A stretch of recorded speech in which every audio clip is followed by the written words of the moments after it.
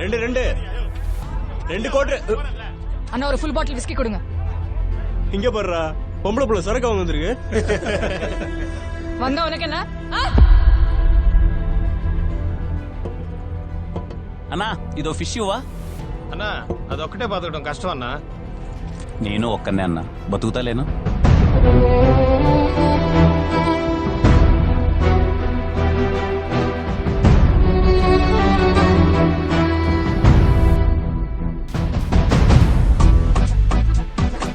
హైదరాబాద్ లో అంత పెద్ద ఇండస్ట్రీ ఉంచుకుని ఇక్కడికి ఎందుకు వచ్చావు? నా కథలన్నీ గుండెలు పిండేసే కథలు సార్.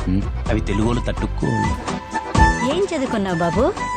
జీవితాన్ని అంటే చదువు అబ్బలేదు అని చెప్తున్నాడు ఆంటీ.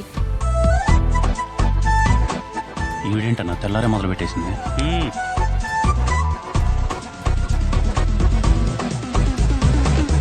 ఇది ఇప్పుడు ఖాళీగానే ఉంది. ఈజీగా వర్కౌట్ అవుతుందనే కదా. మీలో ఏదో కొంచెం మార్పు వస్తుందని. నువ్వెవరా నన్ను మార్చడానికి? అసలు నా గురించి నీ ఒపీనియన్ ఏంటి? స్టీవెన్ గారి దృష్టిలో మీరు ఎప్పుడు ఇది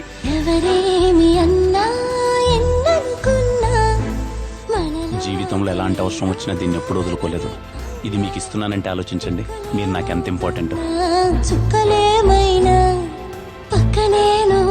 ఆ క్షణం అనిపించిందండి మనమే చిరంజీవి కదా అని.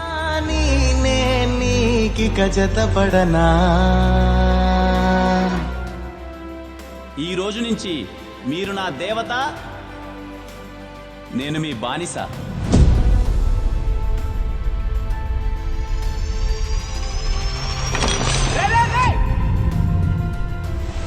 నా మనసులో స్టీవెన్ తప్ప ఇంకెవరూ లేరు. నాకెందుకు అబద్ధం చెప్పారు? మీ బ్రాడ్ మైండ్ సెట్ ముద్దు దగ్గర ఆగిందా, లేక ఇంకేమైనా చేశారా? నా కళ్ళలోకి చూసి చెప్పండి.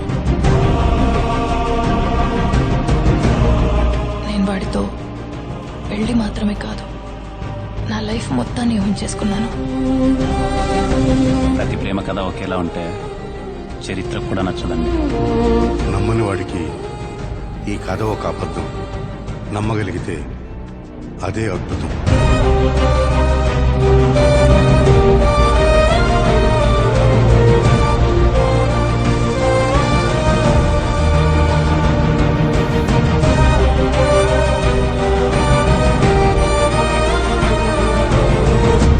స్టీవెన్ అది ఊహించుకుంటుంటది, తల పట్టేసినట్టుంది. స్టీవెన్ కనపడకుండా నా గొంతునెవరో బలంగా నొక్కుతున్నట్టుంది. అదెవరో కాదండి, నేనే.